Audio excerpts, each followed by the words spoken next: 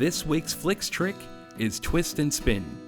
Lisa gets to try sled dog racing, while Nigel gets to rescue a young raven that's come down a chimney, and Dr. Kevin gets to the bottom of why Rudy is so sick.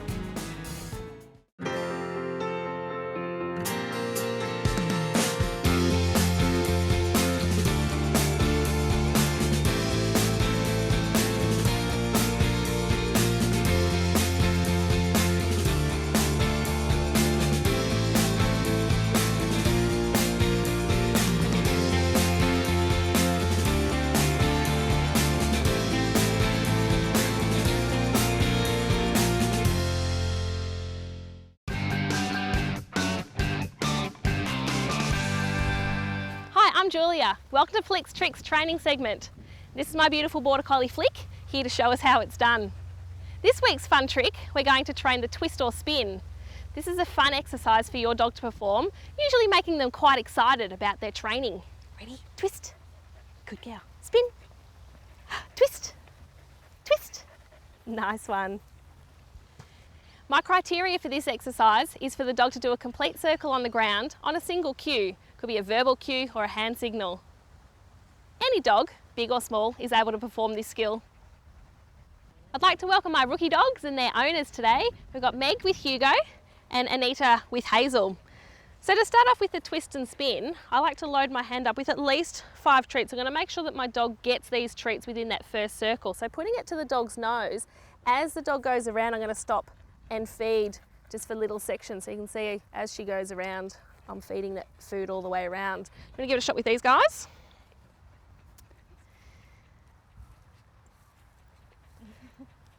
And sitting down's quite normal as well. That's why giving the food, like a whole heap of treats as the dog does their first circle, is really important. It helps to build value for the exercise, helps for the dog to connect their body moving around in that circle all the way around. There we go.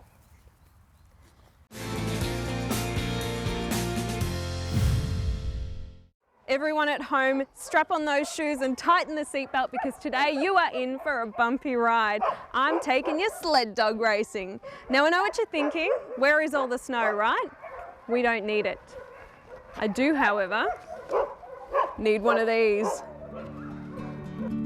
Sled dog racing is typically a winter sport, most popular in the US, Europe and Arctic regions. And we Aussies have adapted it to our beautiful snow-free backyard. Today I'm out with the Siberian Husky Club, one of many groups around Australia encouraging the sport. Ian, what is going on here today? What event is this? Well, this is our first workshop for the year to introduce people to the sport of sled dog racing. Sled dog racing in Australia. It's a bit of a foreign concept. What does it actually mean? Well, we run dog teams out in state forests. Once a year we go off to the snow, so most of the year we're just out in the forest with wheeled vehicles. Great, surrounded by the beautiful Australian bush. Absolutely. And how does it all work? How can you get involved in something like this? Well, we have a number of events throughout the year and they're advertised on our website. If people want to go onto the website and contact us from there, then we're happy to help you out and get you involved. Great. Do you think you can show me how it's done? Of course, let's go. The Siberian Husky Club have been putting on events like this for over 25 years, so I can think of no one better to train me to take the reins. So we have 2 kinds of vehicles that we use on the dirt tracks. This is a rig here, which we use for the larger teams. It's three wheels, quite stable, steers like a bike. And then we've got the scooters, which are for the 1 and 2 dog teams, lighter weight. Not as stable, but a bit more manoeuvrable around the corners. Yep. Do they actually enjoy it? Because I know that's probably one of the misconceptions about the sport. Do the dogs actually enjoy? Absolutely. The dogs get really fired up at the start. They just want to go and pull. I guess if the dog doesn't want to pull, then it won't. There's nothing forcing the dog to pull, so it's only the dogs who really want to go and do it that will get involved. So. All right, so obviously I need to be decked out in safety gear. What are we looking at? So helmets obviously are mandatory, head protection. There's a So a lot of people wear gloves, but the other one that is mandatory is the line cutter in case the dogs get tangled in a multi-dog team. We've got a cutter there that allows you to sever the line that connects the dog to the scooter or the rig, just in case the dogs get tangled. We can untangle them quickly. But they're the two key pieces that we need. Okay, so we've got safety for the dog, safety for me. I think it's time to meet the competition. What do you think? Absolutely. Heidi and her family have been involved in sled dog racing since 2008, and 14-year-old Tom has taken out the Australian title on more than one occasion. Hi. Hi, Lisa. Hi, Heidi. Hi, Tom. Hey. My competitor for the day. Is this your main man? No, No? got something much worse. Bit of healthy competition, I like it. So what got you guys into sled dog racing in the first place? We were looking for a family activity that didn't cost too much money and encouraged both your children and your dogs to be part of the event. Great. So you're the big competitor in the family then? Most likely. Yeah? What do you love about it? Just getting to run the dogs around the track, running Grass. with them. Have you ever had a big spill? Never. Haven't even come off. Well, I'm not sure. The competition is very even, but I suppose we're about to find out. Let's go get our hands dirty, hey? Yep. Animal Rescue, Nigel speaking. Animal Rescue, Nigel speaking. Animal Rescue, Nigel speaking. Received a call this morning about a bird that's come down a chimney inside of the house. We've just arrived, so let's go and find out what it's all about. I believe it's a raven. G'day, you got a bird inside, have you? Certainly do. Terrific. Lovely, thank you. This is a situation that we're dealing with almost on a daily basis. Ravens are going down inside of people's chimneys. We have a lot of young fledglings around at the moment that are learning about what life is all about. This little guy, he's come down the chimney, but he's managed to get out of the fireplace and he's now flying around inside the room, which is a better situation for him as he's not going to injure himself. So let's go and get him.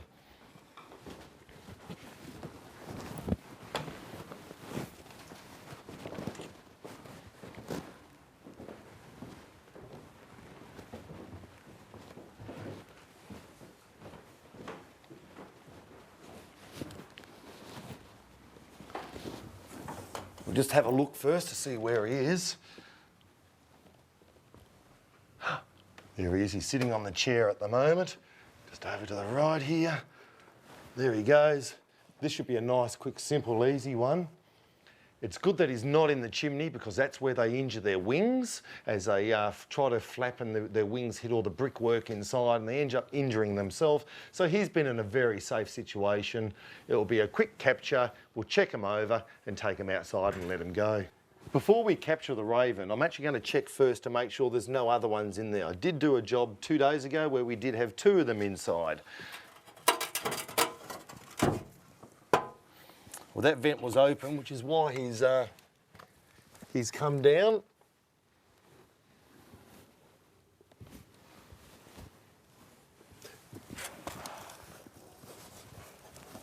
No other ones in this case. That's all clear.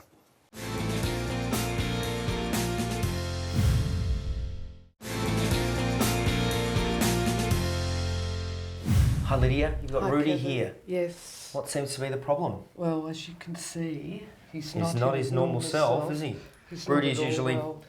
bouncing off the table. Yeah, so since last night we noticed that he's been really unwell. Yeah. I found some vomit in his kennel and we and he had a very sleepless night. He didn't sleep at all. Not eating, drinking or anything. Oh wow, and this happened pretty suddenly. Very suddenly. Yesterday morning he was his normal self. Yeah, and then we went out, got home at about 5 o'clock and he was just really listless. And he didn't sleep hardly all night. No. Has he or Clancy had anything unusual to eat over the last few days? Anything different to what they'd normally get? Nothing different at all, but look, I know we might be clutching at straws, but we did notice that he had some sand around his mouth. Okay. And you know how he digs a lot in the garden, so I don't know Yeah. whether he's eaten something. Hi, Rudy. Okay, so Lydia, the first thing I've noticed here is that he's quite dehydrated. His gums are tacky, so when I touch his gums, my thumb actually sticks to them. And generally, his gums should be quite nice and moist, but this is telling me that he's a little bit dehydrated. And with the vomiting and not eating, that's certainly not surprising. Good boy. I'm just going to have a gentle feel of his belly. Now, a simple gastritis or a gastroenteritis, which is a really common thing that we see in young dogs, generally doesn't cause any sort of discomfort in their belly. But more serious things do often cause... and he's quite sore in his belly. I'm not going to push that anymore, but there's certainly something going on in his abdomen there, Lydia, that shouldn't be. I only put a very small amount of pressure in his abdomen and he only cried, which certainly is telling me there's something sore going on in his belly. And the prognosis is really good overall? Young, healthy dog, even if we're dealing with the most serious thing, which would be a complete obstruction in his bowel, you brought him to me early, which means that we're going to figure out what's going on and we're going to get to the bottom of it and he's going to be just fine, but just a matter of figuring out what's going on first. Okay? All right. Okay, Rudy? I'll look after him, okay, Lydia? Thanks, Kevin. Come on, little man. Good boy, Rudy. It's okay, little man. It's okay.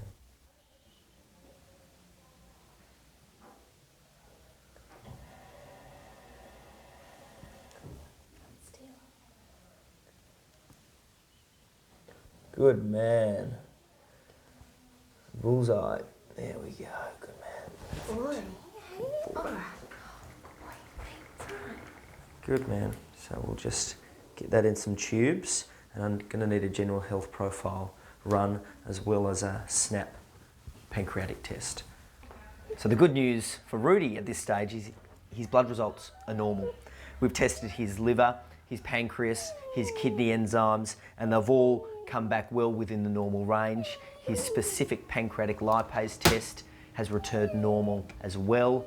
So that's certainly all very, very good news. Doesn't quite give us an answer though, so we're going to need to proceed to x-rays to try and figure out what's going on within Rudy's tummy. Okay, Rudy, ready for the x-rays? Good boy.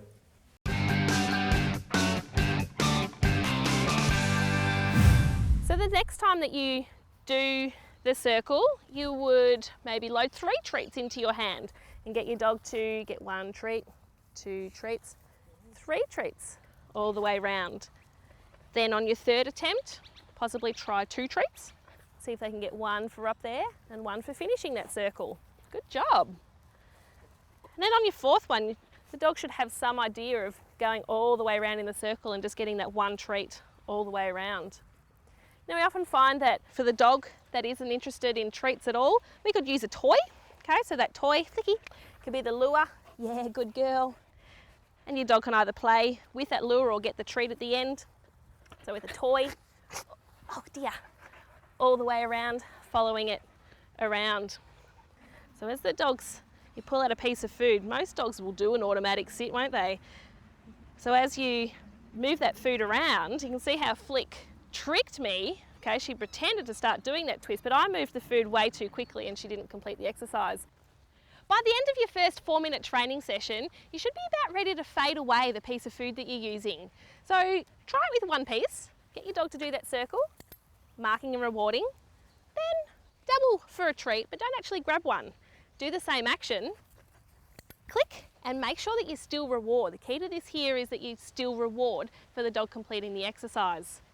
We can also probably think about introducing a cue at this point as well. You might want to use twist, twirl, spin, around, circle. There's lots of options for you. You can also change your big, obvious stirring the cauldron hand action that you're doing as well. So with your piece of food, or even just without a piece of food, you're going big circles all the way around. Ideally, you'd like your dog to do it. Ready? Twist. Yeah, good girl. Just on a little hand signal there. Spin. Nice one, Flick. Good girl. So there you have it, guys. Really easy, fun trick to train your dog at home just in a matter of minutes. So why don't you give it a whirl? Happy training. Animal Rescue, Nigel speaking.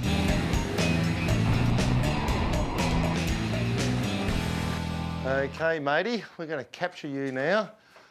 Hopefully nice and easily. Just got to wait for him to go into it. Oh, there you go, balancing on the net.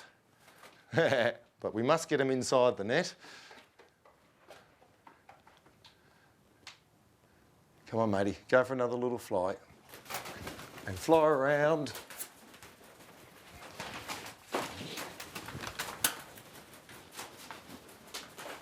Maybe we go for the hand grab. No, maybe not. Yes, we will go for the hand grab. Gotcha, matey. Oh, yes, looks like you are a young fella. Now, you are one of the lucky little fellas because we've got to you very quickly. Now, I'm just feeling his breastbone here and he's got plenty of meat inside of him there, so he's not starving whatsoever. Quite often we get them when they've been down the chimneys for 2 or 3 days and we've got to give them a feed and give them some water. But this fella, I think, will just let him go straight away. Hopefully he'll give a bit of a squawk when we take him outside and maybe the parents will turn up. Come on, matey, let's go.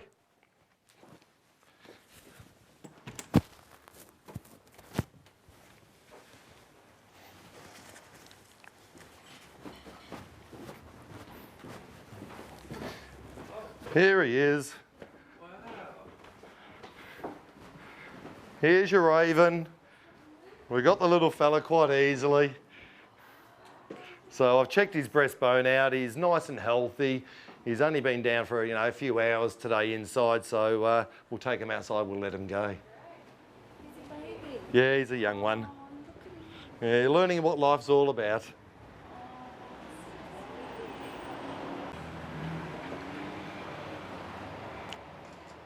Well, matey, are you ready to go back to your family now? Off you go. Yay, that's what it's all about. Job done.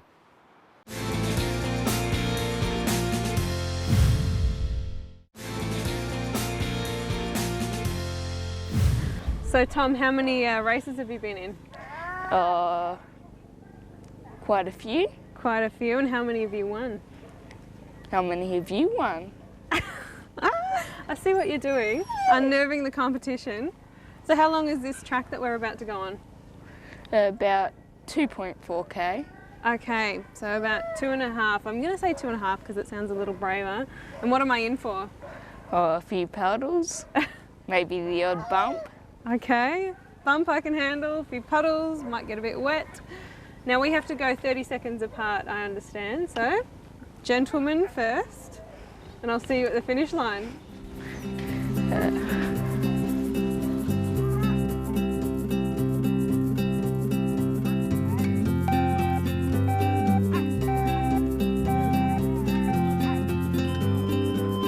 Go, go, go!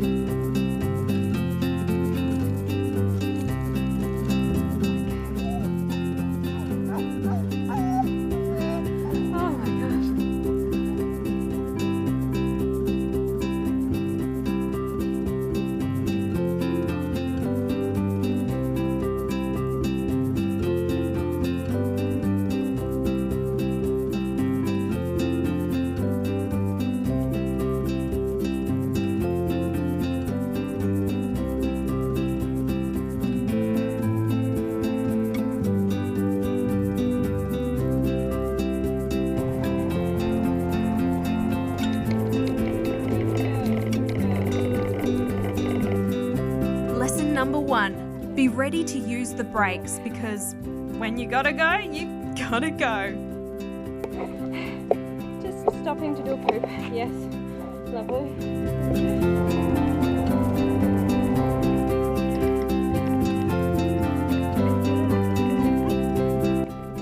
Lesson number 2, racing is thirsty work.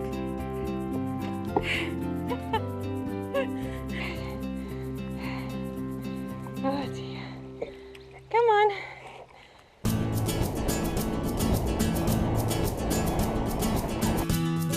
Lesson number 3.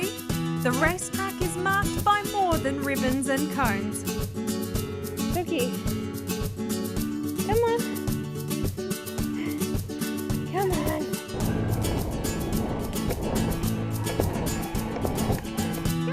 And home stretch can be hard work, so make sure your footwear is up for the challenge. Yay! Oh my God. Oh my God.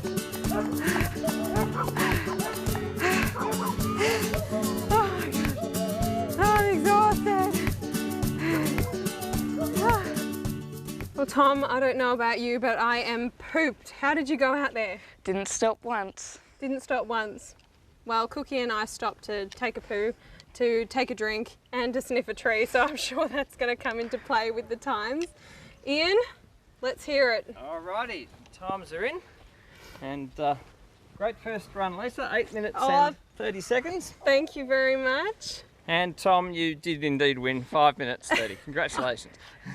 Well done. Well earned, mate. A few more practice goes than me, but I'll get there. I'll get there. Good run for your first time.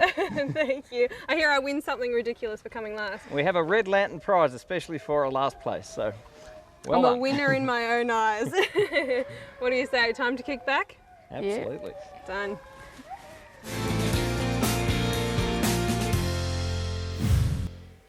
Ready? We've got Rudy's x-rays up on the screen here. This is his lateral radiograph, and what we've got here is his abdomen. We've got his dorsal spine at the top, his pelvis, his hind limbs, his rib cage through here. This is his spleen here. But what I'm concerned about is this opacity, this dark structure through here, which is actually in the position of his descending large colon. Having this black opacity here is not normal, and what we've got is we've got an impaction of his descending colon. Given his history from speaking to Lydia earlier in the day, she said to me that he likes playing in the sandbox with Clancy, his brother, and she noticed there was an awful lot of sand around his beard. What I think's happened is that he's ingested sand as part of, well, what young puppies do, and it's passed through his gastrointestinal system, got through into his colon. The colon's main job is to absorb water, and that's exactly what's happened. The colon's absorbing the water, but it's leaving the rock-hard sand behind. This is causing immense discomfort for Rudy. He's become dehydrated, and that dehydration has actually compounded the issue because the inside of the colon then gets a little bit sticky and this impaction is unable to pass. Now, the good news for Rudy is that this impaction is present, or this blockage is present within his colon, within his large colon, which means with medical treatment, maybe an enema if it doesn't clear, he certainly should be fine. If this was present within his small intestine, so further up his gastrointestinal system, we'd be looking at some sort of surgical correction for this problem to make him better, rather than the conservative and medical-based treatment which we're going to implement straight away. You can see on the other view that we took, this is the impaction or the blockage here as well. We know that it's passing through in his descending colon, down into his rectum. The small intestinal loops through here are A-OK. So it's relatively good news for Rudy with some conservative treatment, some intravenous fluids, some medication. Worst case scenario, an enema. We're going to be able to get him better. I'm going to give Lydia the good news, and yeah, fingers crossed he makes a full recovery. So Lydia, this Rudy's a completely different dog from when we saw him last. When did he come out of the veterinary clinic? He came out of the veterinary clinic on Monday, and so nearly a week now, and as you can see he is a totally different dog, and in fact I sort of was joking that the only sign of his illness is the fact that he's got a little patch on his leg where he was shaved. Yeah, so he swallowed sand, that was the main Yes, problem? Dr. Kevin really has indicated that it has been just cumulative build-up of sand over time, because we thought we were doing the right thing, and we had a little half-shell sand pit in their play area, and it seems that over a prolonged period of time a little bit of sand has collected and it's formed a blockage in his large intestine. So no more sand for Rudy, is that right? No, I've spent half a day cleaning the sand pit out and every last little bit of sand from their play area. So no more sand now or into the future. we've learnt our lesson, and haven't we, Rudy?